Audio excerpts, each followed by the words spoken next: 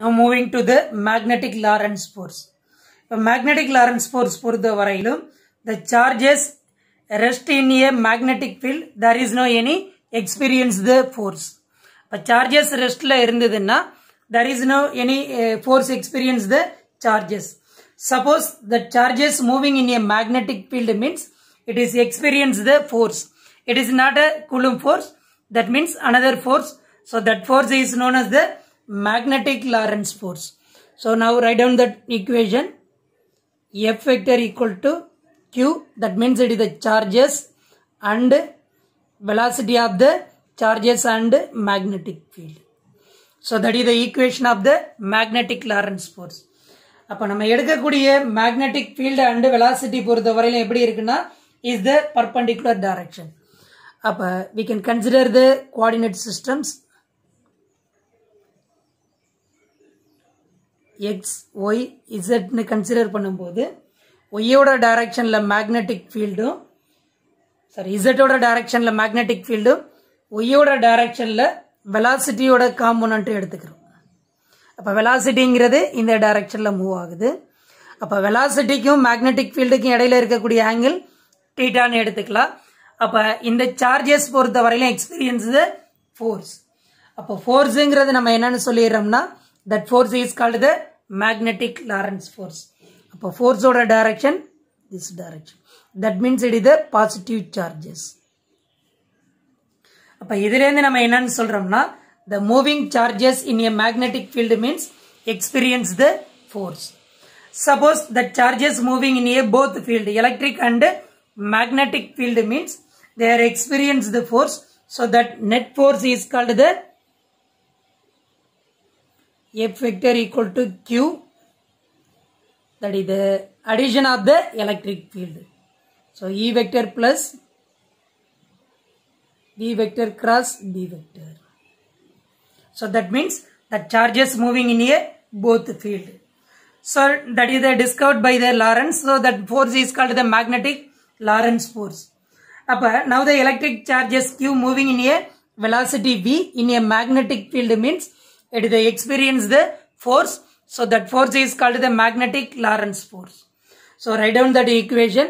Again it is the same equation but we are using the force mattum. That means it is the magnetic Lorentz force. F M it is equal to Q V vector cross B vector. So in a magnitude form means here it is using the cross product. So we are using the sin theta.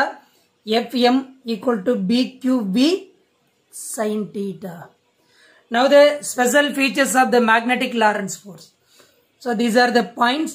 First point பொறுத்த வரையிலும் that magnetic Lorentz force is directly proportional to magnetic field. Is directly proportional to the magnetic field. So second point பொறுத்த வரையிலும் magnetic Lorentz force is directly proportional to the velocity of the moving charges. அப்ப that is the V vector. அப்ப V sin thetaங்கிறது that is the component of the velocity. ஏனா V cos theta and V sin theta ன்னு எடுப்போம். அப்ப V sin theta பொறுத்தவரையில் நமக்கு வந்து that is the velocity component. அப்ப force is directly proportional to the magnetic field. Force is directly proportional to the velocity and force is directly proportional to the sin of the angle between the velocity and magnetic field. Velocity இது magnetic field. இது ரெண்டுக்கும் இடையில இருக்கக்கூடிய ஆங்கிளோட sin theta. அப்ப நம்ம என்ன எழுதலாம்னா that means it is the sin theta. அப்ப that means it is the B vector and V vector. So magnetic field is directly proportional to the force is directly proportional to the magnetic field.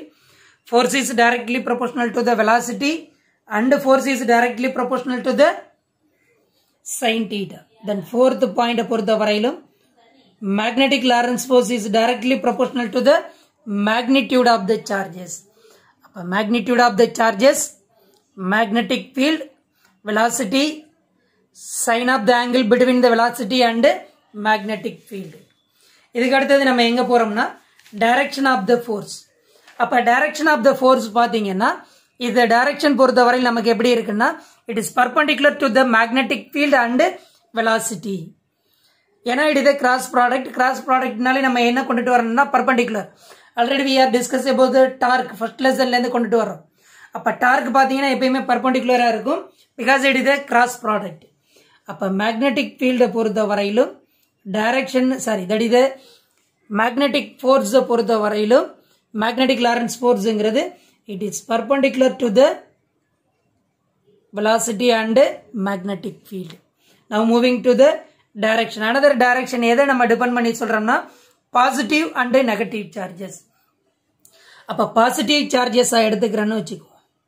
அப்ப that charges moving in a magnetic field this direction. velocity பொறுத்த வரையிலும் இந்த directionல எடுத்துட்டோம்.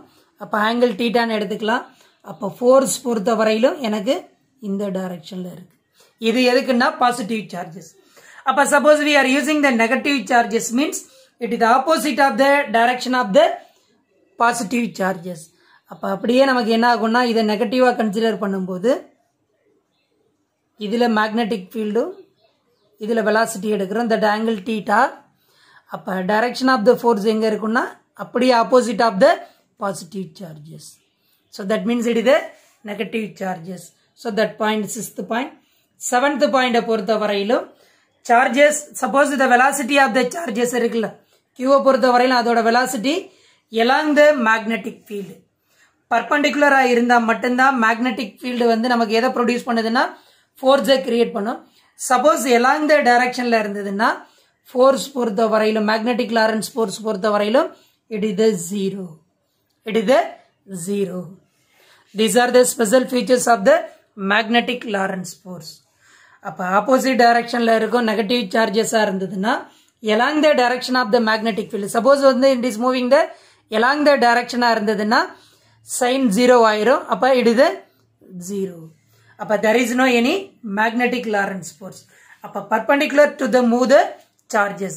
அப்ப first point நம்ம இங்க சொல்லும்போது the charges moving in a magnetic field means it is the perpendicular direction. So the experience the force, so that force is called the magnetic Lorentz force.